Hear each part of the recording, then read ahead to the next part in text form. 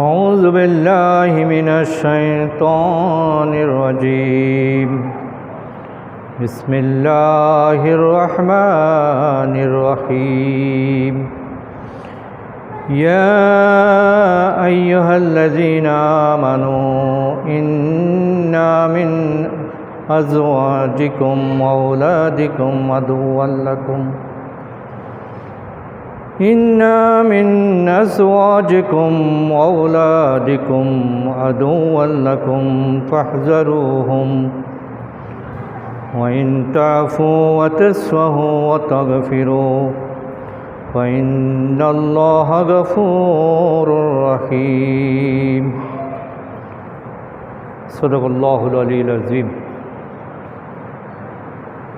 الحمد لله আজকে সালাতুল জুমা আদায়ের উদ্দেশ্যে আমরা যথারীতি পবিত্র জায়গা মসজিদে আল্লাহ তাআলা আমাদেরকে শামিল করলেন, উপস্থিত হওয়ার সুযোগ দিলেন। আমরা সবাই পড়ি আলহামদুলিল্লাহ। সূরা তাগাবুনের 14 নম্বর আয়াত আমি আপনাদের সামনে তেলাওয়াত করেছি।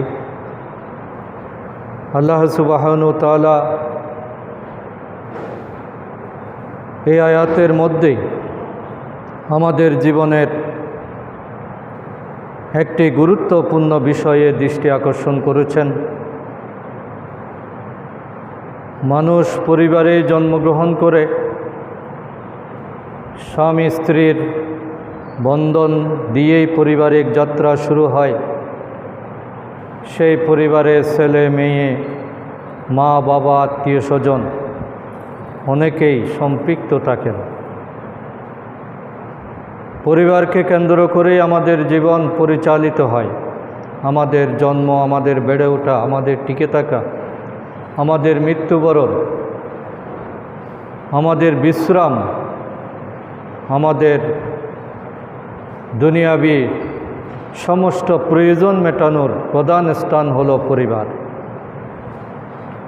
পরিবারের সদস্যরাই আমাদের জীবনের সবচেয়ে বেশি ভূমিকা পালন করে।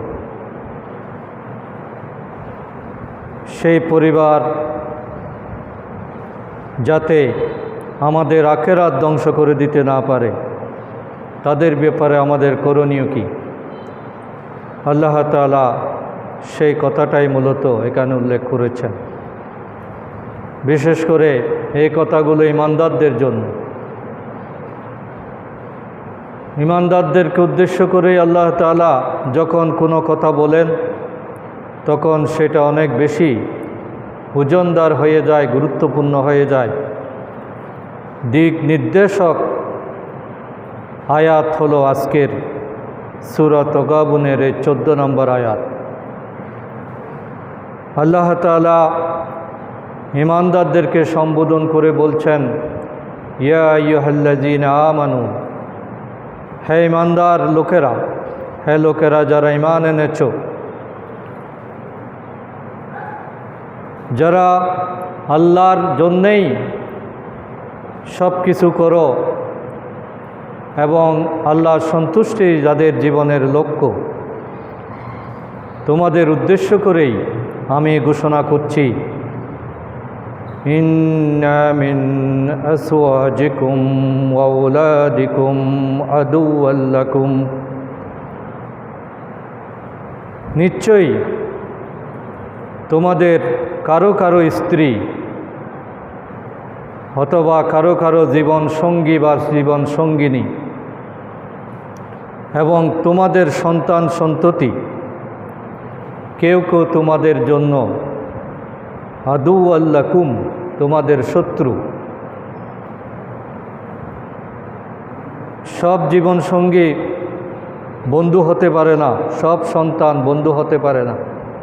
তারা কখনো কখনো কোনো না কোনো ক্ষেত্রে তোমাদের জন্য শত্রু হয়ে যেতে পারে, তোমার ধ্বংসের কারণ হতে পারে, তোমার জাহান্নামে যাওয়ার কারণ হতে পারে। দুনিয়াবি জীবনযাপনের ক্ষেত্রে এরা সবাই আমাদের আপনজন, কিন্তু দুনিয়ার প্রয়োজন মেটাতে গিয়ে আমরা যদি আখিরাতকে ভুলে যাই, হালাল হারাম তোয়াক্কা না করি এবং স্ত্রীর চাহিদা, সন্তান সন্ততির চাহিদা পূরণ করতে গিয়ে আল্লাহর হুকুম লঙ্ঘন করি, তখন আল্লাহ বলছেন তারা তখন তোমার আত্মীয় নয়, তখন তোমার বন্ধু নয়, বরং তারা তোমাদের শত্রু। তাহলে শত্রুতা মূলত দ্বীনি আমলের ক্ষেত্রে। আমার পরিবার যদি আমার জাহান্নামে যাওয়ার কারণ হয়, তাহলে তারা আমার শত্রু।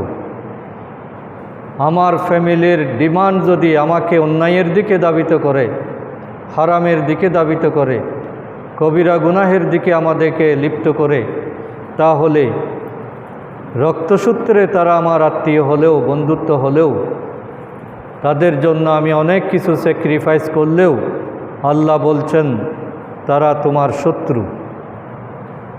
তাহলে শত্রুতা মূলত দ্বীনি শত্রুতা। সাধারণত কোনো ফ্যামিলির মেম্বাররা আমাদের তো শত্রুতা করে না, সবাই আমাদেরকে প্রাণ দিয়ে ভালোবাসে, আমাদের সেবা যত্ন করে, আমাদের সুযোগ সুবিধার দিকে লক্ষ্য রাখে, আমাদের নিরাপত্তার ব্যবস্থা করে। কিন্তু শত্রু কেন বলা হলো?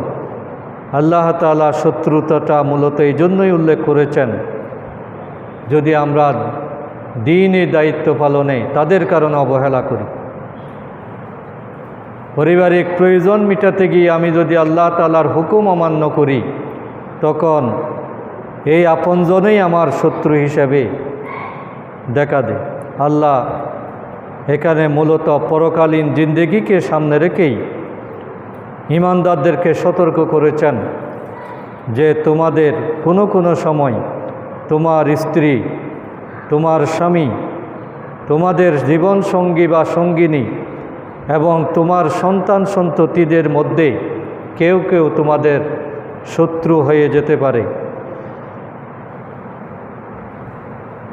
এজন্য তাদের ব্যাপারে করণীয় কি?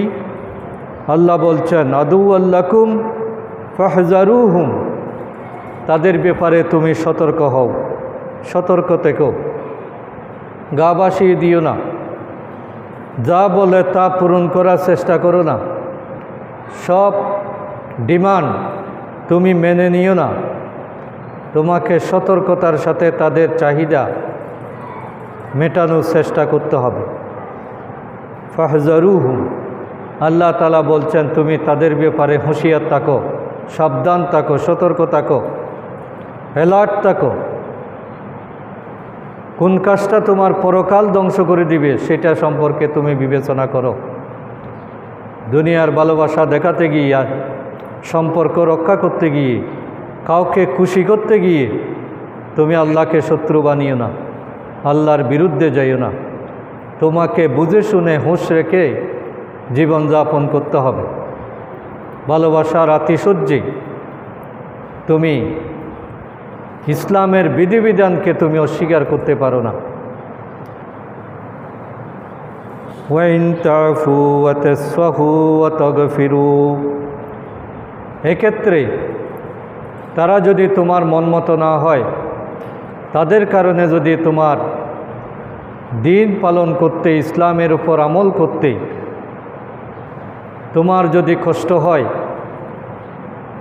তাহলে তুমি তো পরিবার থেকে বিচ্ছিন্ন হয়ে যেতে পারবে না, তাদেরকেও ঘর থেকে বের করে দিতে পারবে না। ওই অবস্থায় তুমি সতর্ক থাকবে। আর তিনটা কাজ তোমাকে করতে হবে। আল্লাহ তাআলা কাজের ধরন বলেছেন, তোমার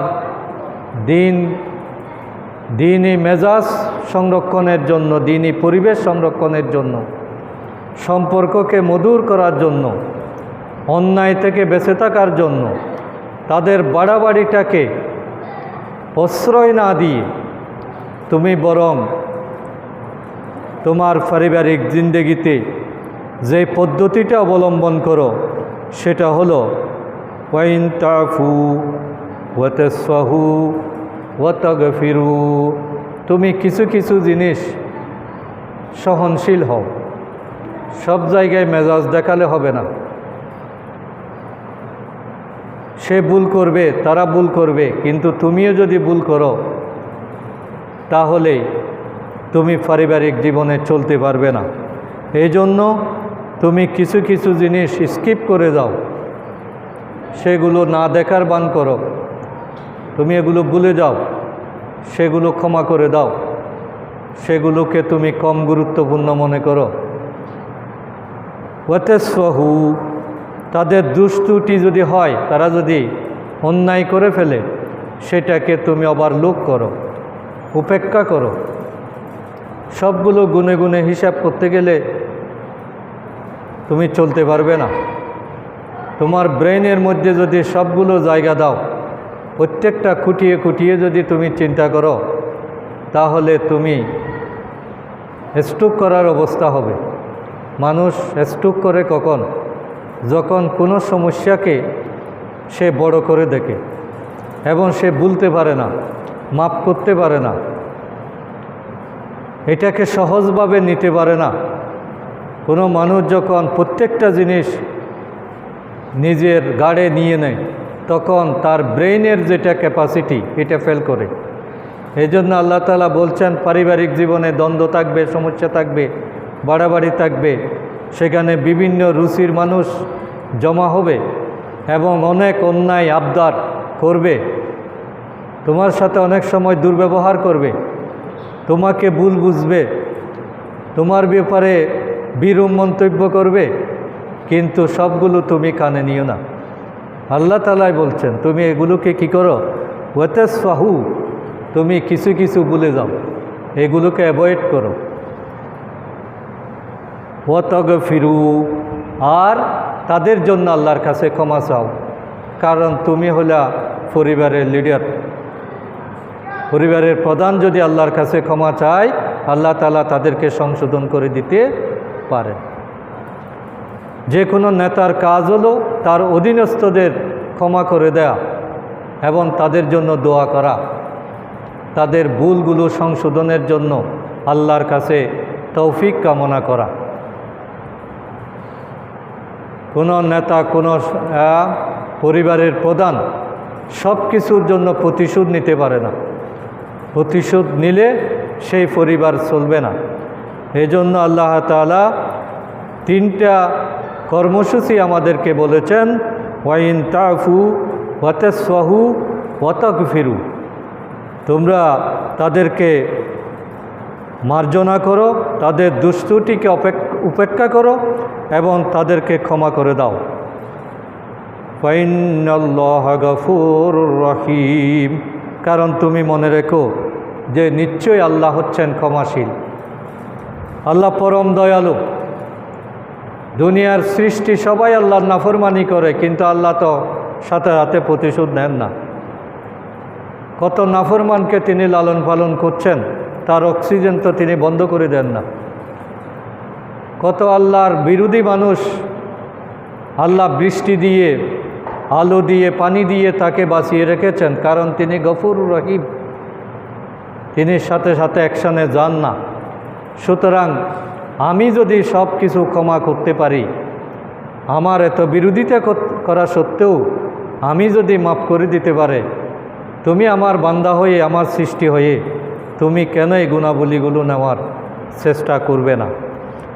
এই জন্য আল্লাহর এই গুণাবলীর কথা মনে রেখে আমাদের পারিবারিক জীবন আমরা পরিচালনা করার চেষ্টা করব।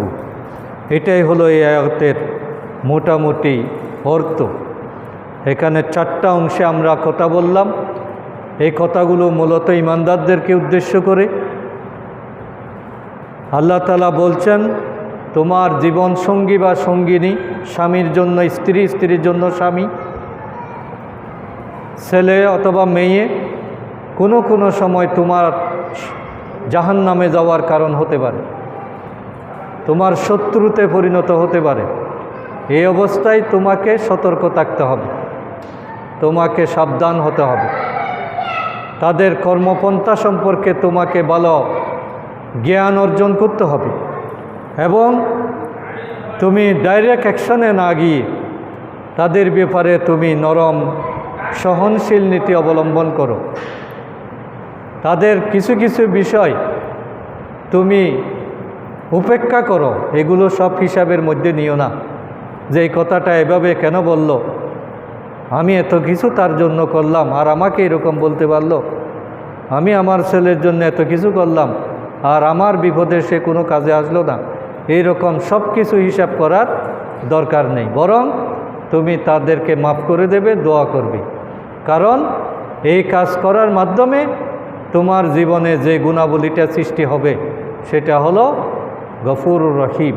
আল্লাহ যেহেতু ক্ষমাশীল, আল্লাহ যেহেতু দয়ালু, সুতরাং আমি যদি আল্লাহর প্রিয় বান্দা হতে চাই, আমাকেও ক্ষমাশীল হতে হবে, আমাকেও দয়ালু হতে হবে। এই আয়াতের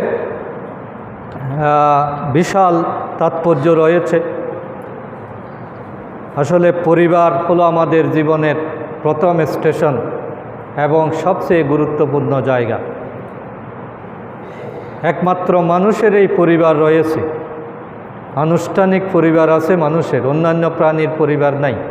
তারা জন্মগ্রহণ করে এরপরে যার যার জায়গায় এস্টাবলিশড হয়ে যায়, কিন্তু মানুষই একমাত্র দীর্ঘদিন পরিবারের সাথে তাকে থাকতে হয়।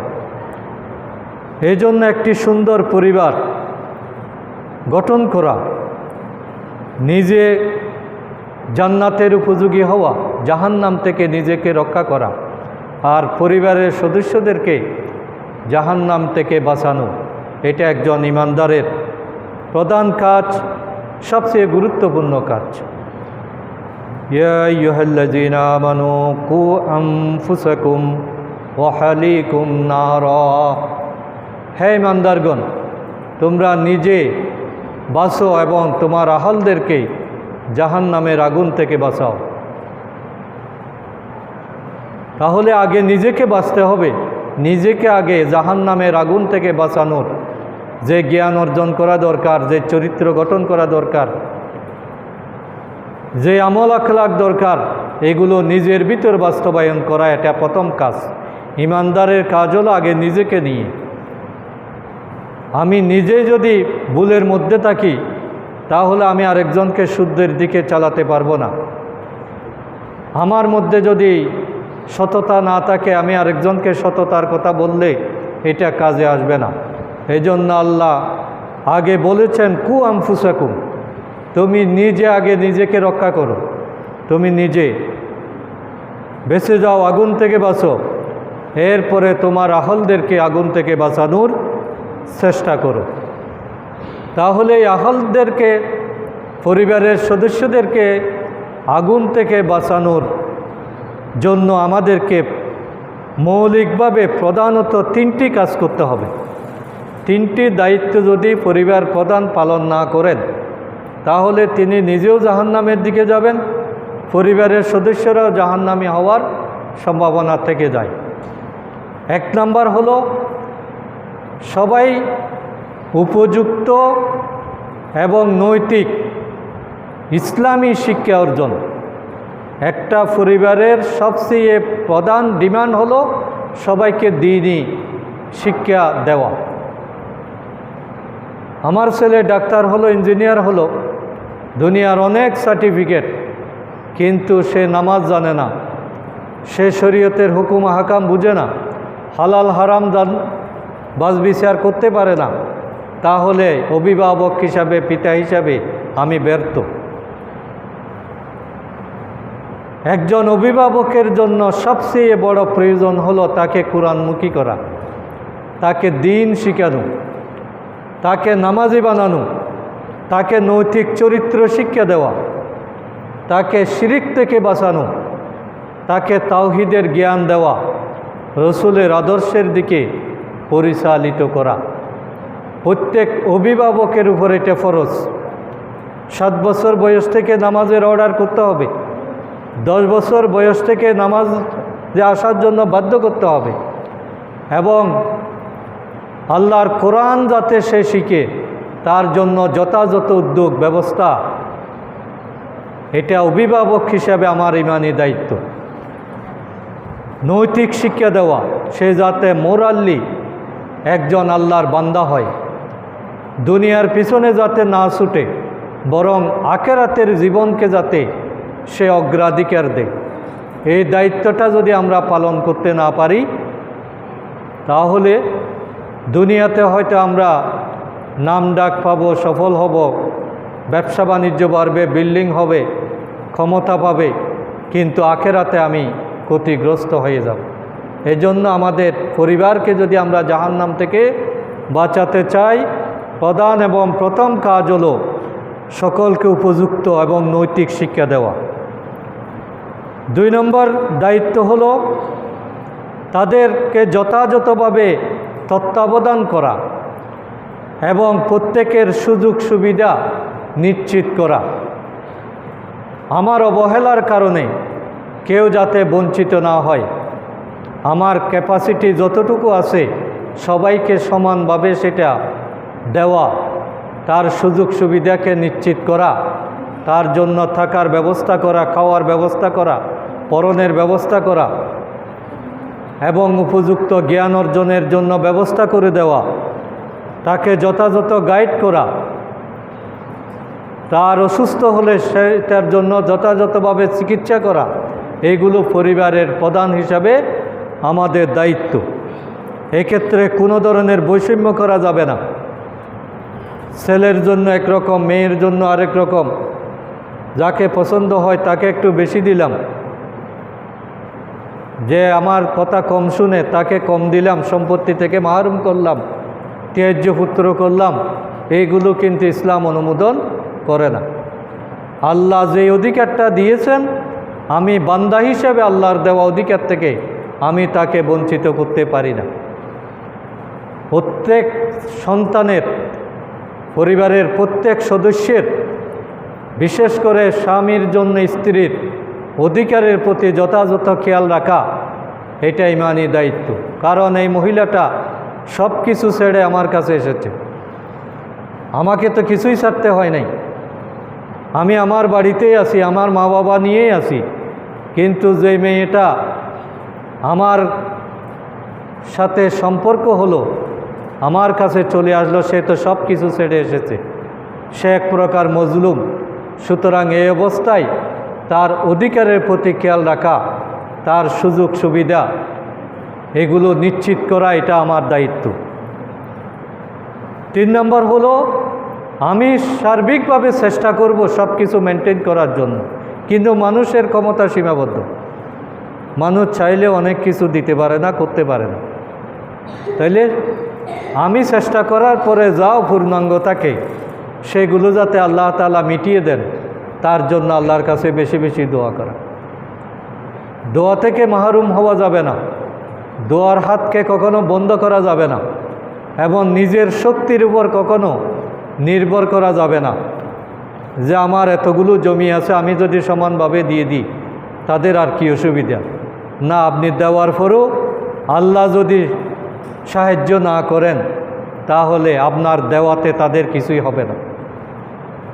আপনি অনেক ভালো প্রতিষ্ঠানে তাকে ভর্তি করিয়েছেন, মাসে অনেক টাকা খরচ করছেন, কিন্তু পাশ করানোর দায়িত্ব আল্লাহ তাআলা। এই জন্য আমরা বেশি বেশি আল্লাহর কাছে দোয়া করব।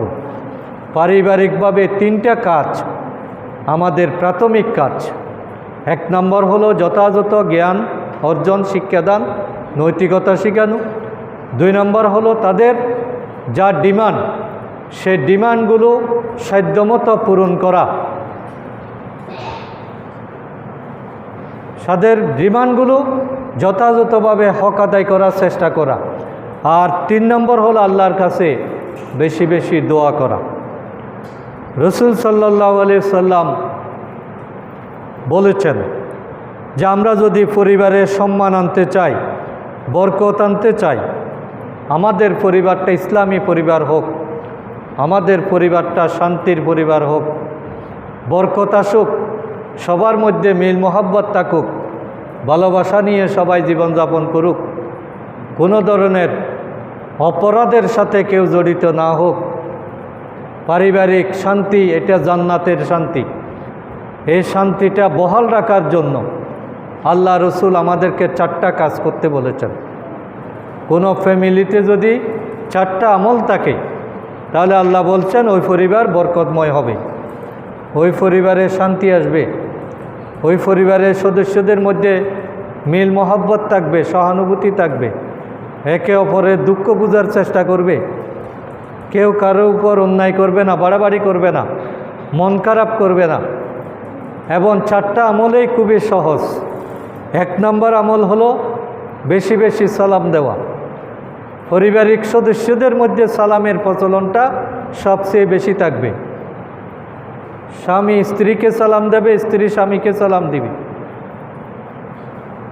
ছেলে বাবাকে সালাম দিবে, বাবা ছেলেকে সালাম দিবে, মেয়ে মাকে সালাম দিবে, মা মেয়েকে সালাম দিবে।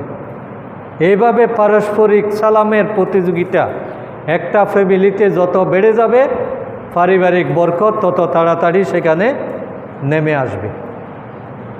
কিন্তু আমাদের দেশে সম্পূর্ণ বিপরীত। আমরা সমস্ত সালাম রেখে দিছি বাইরের মানুষের জন্য, হুজুরের জন্য, ইমাম সাহেবের জন্য, শিক্ষকের জন্য, কিন্তু নিজের বাপকে সালাম দিই না, নিজের মাকে সালাম দিই না, নিজের ওয়াইফকে সালাম দিই না, নিজের মেয়েকে সালাম দিই না। অথচ সালাম মানি শান্তি, সালাম মানি বরকত, সালাম মানি কল্যাণ কামনা। তাইলে এইগুলো পাওয়ার সবচেয়ে বেশি হকদার আমার রক্তের সম্পর্ক যারা আমার সাথে 24 ঘন্টা বসবাস করে, তারাই এটার সবচেয়ে বেশি হকদার। আল্লাহ রসুল সাল্লাল্লাহু আলাইহি সাল্লামের এটা ছিল একেবারে নিয়মিত আমল। তিনি যখনই দেখা হতেন সবার আগে তিনি সালাম দিতেন। আল্লাহ রসুলকে কেউ আগে সালাম দিতে পারে নাই। এই জন্য সালাম হলো সকল বরকতের মূল চাবিকাঠি। একটা পরিবারে যখন সালামের প্রচলন থাকবে, তাইলে আপনার সাথে মনোমালিন্য হয়েছে, দূরত্ব হয়েছে, ঝগড়াঝাটি হয়েছে, কিন্তু বারবার সালাম দেওয়ার কারণে এই মনোমালিন্যতা কেটে যাবে। পরিবারে সাধারণত হয় ভুল বুঝাবুঝি হয়, দূরত্ব সৃষ্টি হয়, কিন্তু এইগুলো অন্য কোনো মেডিসিন দিয়ে এটা দূর করার উপায় নাই, যেটা সালামের মাধ্যমে সম্ভব। আপনি রাগ করে বের হয়ে গেলেন, কিন্তু আবার ফিরে এসে যদি সবার আগে সালাম দেন, তাইলে রাগ পানি হয়ে যাবে কিনা।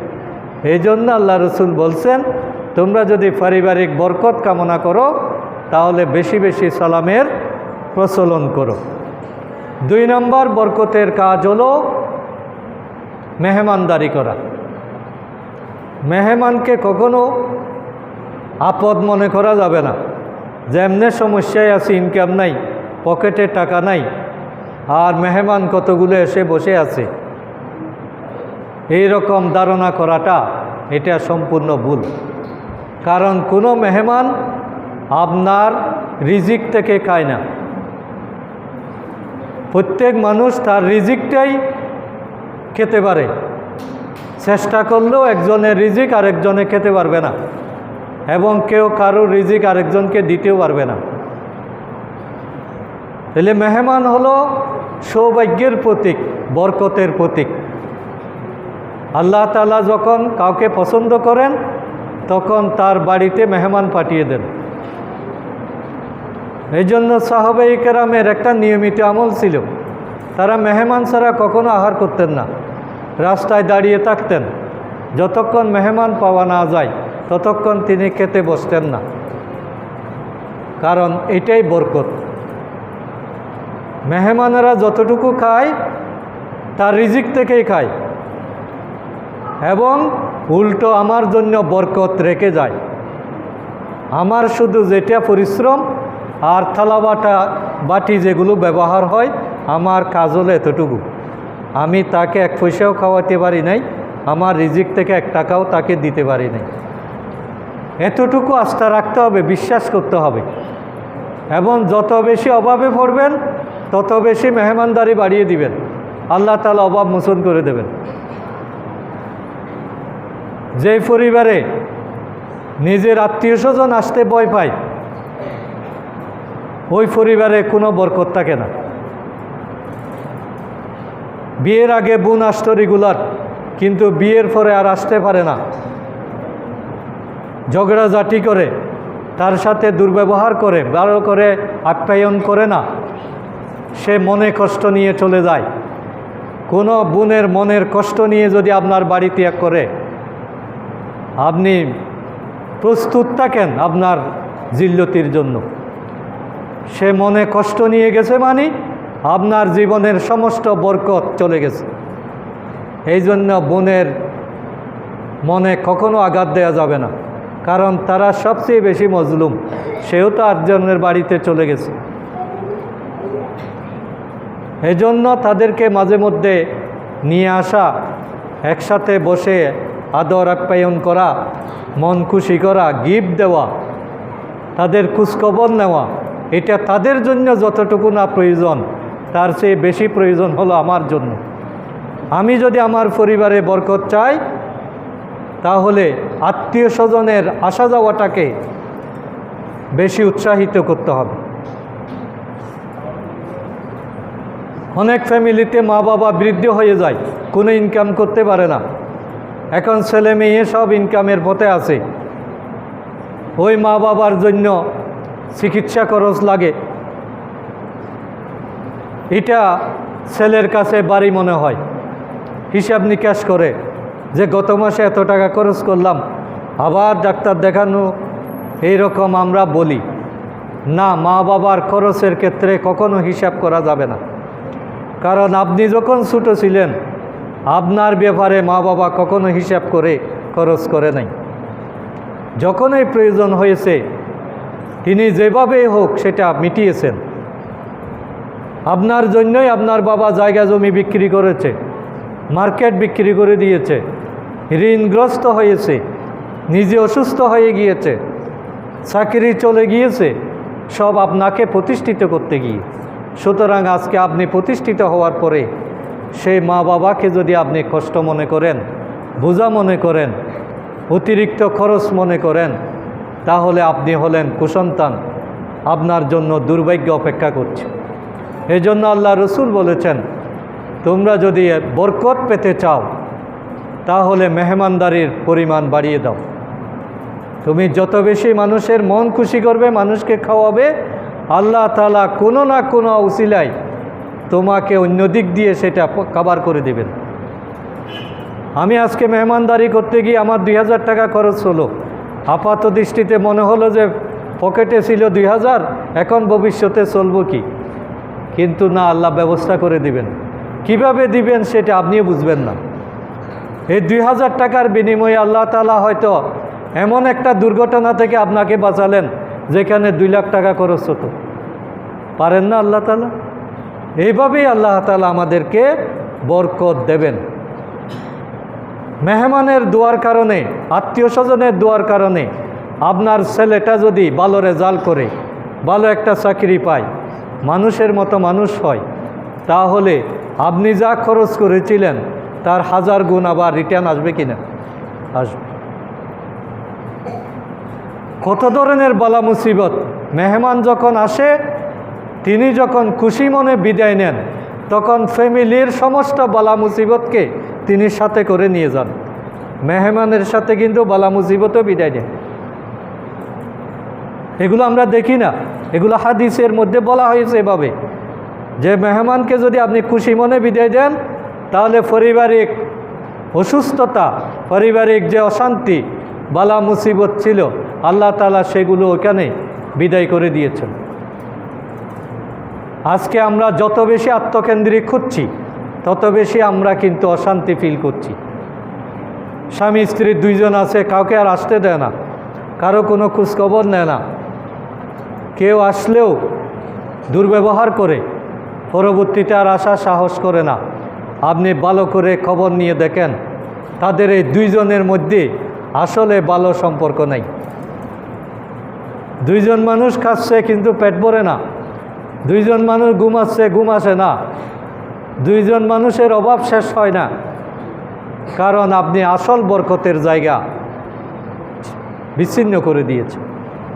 এই জন্য আমরা যেখানেই থাকি না কেন, আমাদের সাধ্যমতো আমরা মানুষকে মূল্যায়ন করব, খাওয়ানোর চেষ্টা করব, মেহমানদারি করার চেষ্টা করব, অন্ততপক্ষে 1 গ্লাস পানি দিয়ে হলেও তার সেবা করার চেষ্টা করব।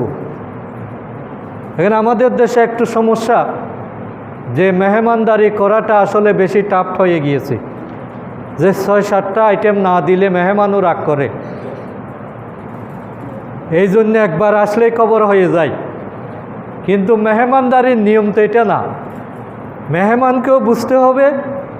আর মেহমান এটা কোনো সুন্নত না, সুন্নত হলো আপনার কাছে যা আছে এটা বাকযোগ করে খাওয়া। আপনি 2টা আইটেম দিয়ে খাচ্ছেন, এইগুলো 2জনে মিলে খান। কিন্তু না, আমাদের দেশে হলে এতগুলো অমুক জায়গায় এতগুলো দিছে, এখানে দিল না, আমাকে মূল্যায়ন করলো না। তাহলে আমরা ইসলাম বুঝি না বলেই এইগুলো মন খারাপ করি। মেহমানদারিটা যদি সহজ হতো তাহলে আমরাও রিসিভ করতে পারতাম আর আমরা যেতে পারতাম। এখন কিন্তু মেহমানদারি যিনি করেন আর যিনি মেহমান হন তার খরচটা আরও বেশি। কারণ উপযুক্ত গিফট না নিলে, নাস্তা পানি না নিলে তার কদর করা হয় না। সেটা আবার আরেক জায়গায় বুঝায় যে আসছে এতগুলো আইটেম করছি কিন্তু নাস্তা আনছে সামান্য, শুধু কলা নিয়ে আসছে, ভালো কোনো ফ্রুট আনে নাই।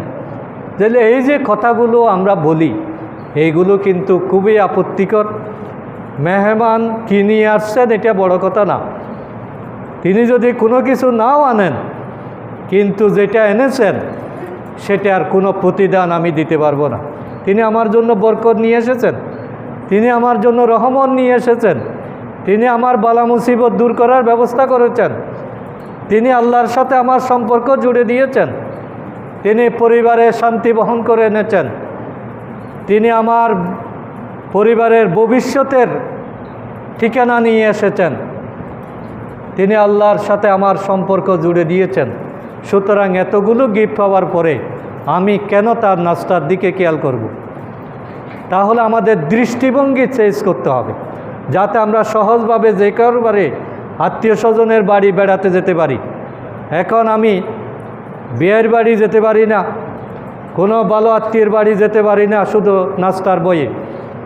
তাহলে এই সিস্টেমটা যদি আমরা চেঞ্জ করতাম আমাদের আসা যাওয়াটা সহজ হতো, আমরা বরকতের ভাগীদার হতাম। এই জন্য রসুল সাল্লাল্লাহু আলাইহি সাল্লাম, ইসলাম হলো সহজ এবং সার্বজনীন, যেটা সকলে অনুসরণ করতে পারে। এই জন্য পরিবারের বরকতের জন্য 1 নম্বর কাজ হলো আমাদেরকে বেশি বেশি সালাম দিতে হবে। বের হওয়ার সময় সালাম, যাওয়ার পরে সালাম, কোথাও থেকে আসলে সালাম, কলিং বেল টিপার আগে সালাম, দরজা খোলার আগে সালাম। সালামের একটা প্রতিযোগিতা হবে কার আগে কে দিতে পারে, তাহলে ওখানে বরকত না হয়ে যাবে না।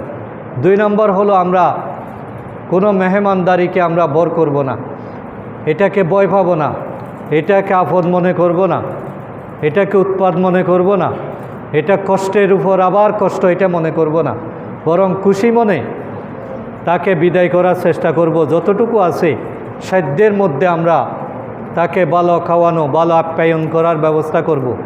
আল্লাহ রসুল বলছেন তোমার পরিবারটা বরকত দিয়ে আল্লাহ ভরে দেবেন। 3 নম্বর আমল হলো আমরা যদি পারিবারিক বরকত চাই তাহলে আত্মীয়তার সম্পর্ক রক্ষা করতে হবে। আত্মীয়তার সম্পর্ক ছিন্ন করা যাবে না। আমি বাসা নিয়ে থাকি, এই জন্য গ্রামের কোনো খবর নিই না, এই অবস্থা যাতে না হয়।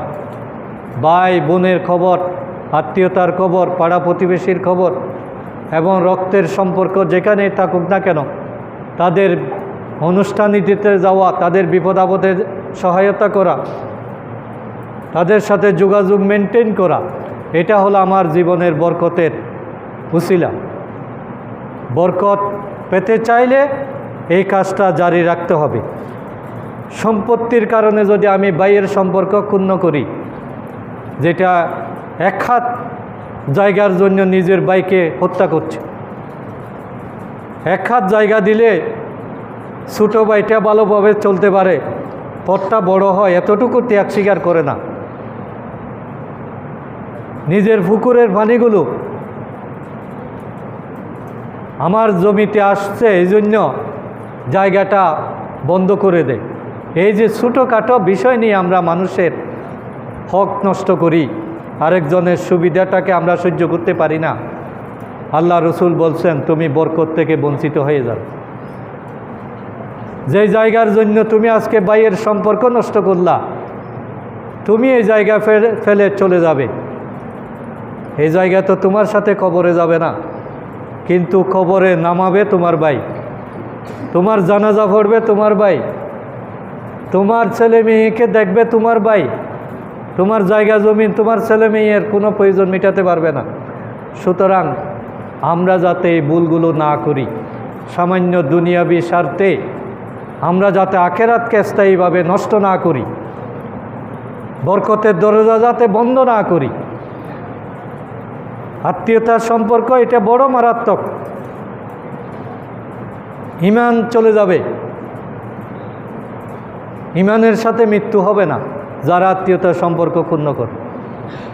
এই জন্য প্রয়োজনে আমি ছেড়ে দেব, আমি ক্ষতি স্বীকার করব, আমি জুলুমের শিকার হব, আমি বুঝতেছি আমার জায়গাটা সে অন্যায়ভাবে দখল করে নিয়েছে, কিন্তু আমি ধৈর্য ধারণ করব, আল্লাহর কাছে চাইব, আল্লাহ তাআলা আমি শুধুমাত্র তোমাকে খুশি করার জন্য আমি তার কোনো ক্ষতি করলাম না, আমি আমার তোমাকে খুশি করার জন্য আমি সম্পর্কটা রক্ষা করলাম। আল্লাহ তাআলা তুমি আমার ছেলে মেয়েকে বরকত দান করো, আমার ফ্যামিলির উপর বরকত দান করো, আমার জীবনের উপর বরকত দান করো, আমাকে সুস্বাস্থ্য দান করো। তাহলে আল্লাহ চাইলে এটা পারেন। আল্লাহ বরকত কিভাবে দিবেন সেটা আল্লাহ তাআলার বিষয়। সুতরাং আমরা এগুলো নিয়ে যাতে কখনো মন খারাপ না করি, বাড়াবাড়ি না করি। পরিবারে বরকত পাওয়ার জন্য আল্লাহ রসুল যে 4টা আমলের কথা বলেছেন, তার মধ্যে সর্বশেষ আরেকটি গুরুত্বপূর্ণ আমল হলো শেষ রাতের দোয়া, শেষ রাতের কান্না, শেষ রাতের মুনাজাত। এটা মুমিন জীবনের গুরুত্বপূর্ণ বৈশিষ্ট্য। শুধু ফরজ নামাজ আদায় করলে হবে না, আল্লাহর কাছে বিশেষ মুহূর্তে চাইতে হবে। কারণ দুনিয়ায় যে নামাজগুলো, যে দোয়াগুলো, যে মোনাজাতগুলো করি, এগুলো কবুল হতেও পারে, নাও হতে পারে, 50-50 সম্ভাবনা। কিন্তু শেষ রাতের দোয়া কবুল হবে, এটা 100% গ্যারান্টি, এটা ফেরত যায় না। বন্দুকের গুলি মিস হতে পারে, কিন্তু শেষ রাতের দোয়া ব্যর্থ হবে না। আমার যা কিছু আছে আমি সেই সময় চাই, আমার ফ্যামিলির জন্য দোয়া করি, আমার সন্তানের জন্য দোয়া করি, আমার স্বাস্থ্যের জন্য দোয়া করি, আমার যা অভাব আছে আল্লাহকে বলি। যে ফ্যামিলিতে তাহাজ্জুদ নামাজ চালু থাকবে সেই ফ্যামিলিতে কখনো অশান্তি আসতে পারে না, দূরত্ব সৃষ্টি হতে পারে না। আল্লাহ তাআলা সেটাকে জান্নাতের টুকরায় পরিণত করবেন, একটা প্রশান্তিময় ইউনিটে পরিণত করে দেবেন। আল্লাহ রসুলের ওয়াদা এগুলো।